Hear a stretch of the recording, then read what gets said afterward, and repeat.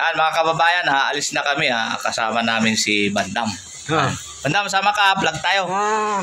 Mumura ito talakan eh. Nang? Yung mga bote plastic. Sabi ni Boss TV, sama ka daw. Nag-aantay. Ka, ganyan ka, nakasapatos.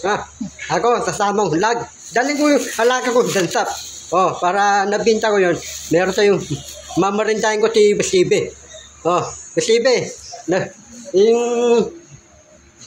hinipog ko talakan na plastic. Dadali ko dansap. Tapos nabinta ko yun. Hintayin mo na lang yung bike na pumupunta dito. Hindi, mamarintahin kita. Nabinta ko yung plastic.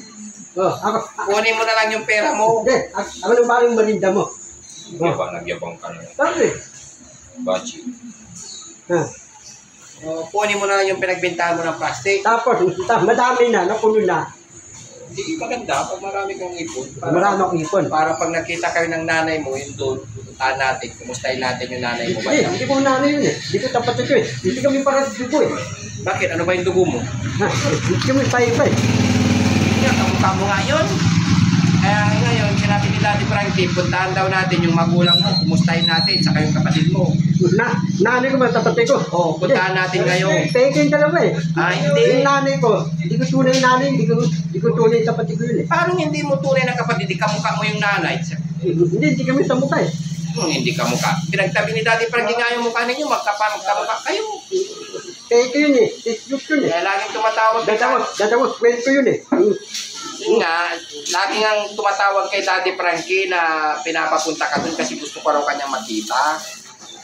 Ako? Nanay mo, ayaw mo makita. Sabi ni, kausap nga ni Daddy Frankie lagi. Sabi niya, sige sasabihin ni Boss JP kay Bandam na dalhin sila bukas doon, pasyal, para makilala mo daw, ay mayakap ka niya kasi matagal ka niya na raw na hindi nayakap. Pati yung bahan nila, ayaw nilang pasukin. Nahiya kasi hindi maganda yung bahay nila. Nasabi mo, wala silang bathtub. Wala silang swimming pool, kaya nahiya. Wala silang batag, wala silang swimming pool. Oo.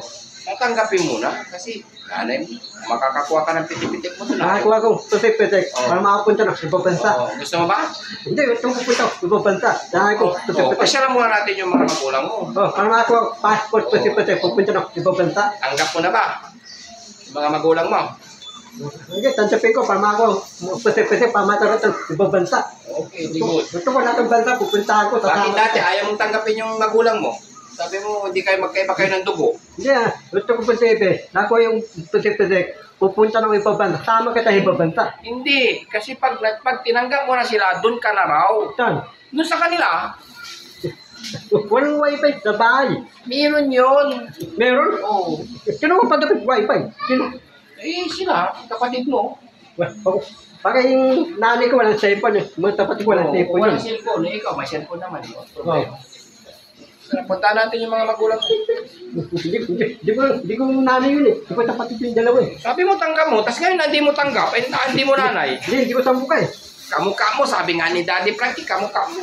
Pinagtabi nga kayong dalawa, Saan? Anak nga ang tawag sa'yo. Sino? Nanay mo dun. Yung tatay ko hindi ko sambuka eh. At least kamukha mo yung nanay mo, saka yung kapatid mo. Yan, ayaw tanggapin ni Bandam yung ano niya, mga kababayan, yung nanay tsaka kapatid niya. Saan yung kalakal mo, Bandam? Ito. Saan? Para, tapos paparami kong alakan. Tapos, madami ng alakan ko, ipunin ko. Kapuno na, binta ko. Bakit? Nakabinta ka na ba? Hindi antay ko yung mumuto ng midalang baka, bote, lastik, dadan. Bibinta ko yun para, nabinta ko yun. Mamarindahin ko ito bustak, nabinta ko yan. Ano yung dala-dala mo? Napay. Saan galing yan? Yung nabinta kong bote lastik, nalakan ko. Ito. Nabila ko, napay. Yan mga kababayan, ang sipag ni Bandam, nangangalakal siya. Tapos, yung pinagbentahan niya, mga kababayan, yan nakabili ng tinapay. Pamimerindahin daw kami. Pero, bago tayo umalis, ang sabi ni Daddy Frankie at ni Boss JB, pupuntahan natin yung magulang mo. Sino sabi? Sabi ni Boss JB. Sabi ni Boss JB? Oo. Hindi ko nanay yun eh. Hindi ko tapatin yun eh. Hindi kami sa mukha. Hindi kami parehas ng dugo. Sabi niya yun talaga yung tunay mong magulang. Nag-chat kay Daddy Frankie na samahan ka namin daw doon ngayon. Ano? Ha? Di ba, Kuya Rizky? Yes, boss. tunay na magulang nito? Oh. Asan? Yung pupunta natin ngayon. Oo, syempre naman. Andam, kailangan mabait ka, mamimit mo na yung magulang mo. Ako na bala. Ikaw na bahala. Oh, Seryoso. turosyo. Okay, ikaw na bahala. Hindi mo si Yusho. Ayun mga kababayan, biro po, may nagkiklaim kay Bandam na siya daw yung nawawala po nilang anak. Pero si Bandam, siyempre hindi niya patanggap kasi nasanay na dito sa bahay ni Daddy Frankie. Pero ngayon, isasabay na po natin siya sa mission natin ngayong araw. Dadaanan po natin yung magulang at kapatid niya. Titignan po natin para makausap din po sila kung yung sinasabi po nila ay may katotohanan at patutuhanan po natin na si Bandam po ay anak nga po nung nagkiklaim kay Bandam. Kasi ngayon, nagre-ready na rin yung mga kasama natin. Dadaan muna tayo doon bago tayo pumunta doon sa mission po natin para alam nyo mga kababayan, para syempre mas makatulong pa po tayo sa araw na ito. Ayan mga kababayan, ito lang po yung update namin sa ngayon. Pupunta po kami doon sa magulang ni Bandam at kapatid nila. Yan. Abangan nyo mga kababayan kung ano po yung mapag-uusapan doon at i-update namin po kayo. Yan mga kababayan, mag-ingat po tayong lahat.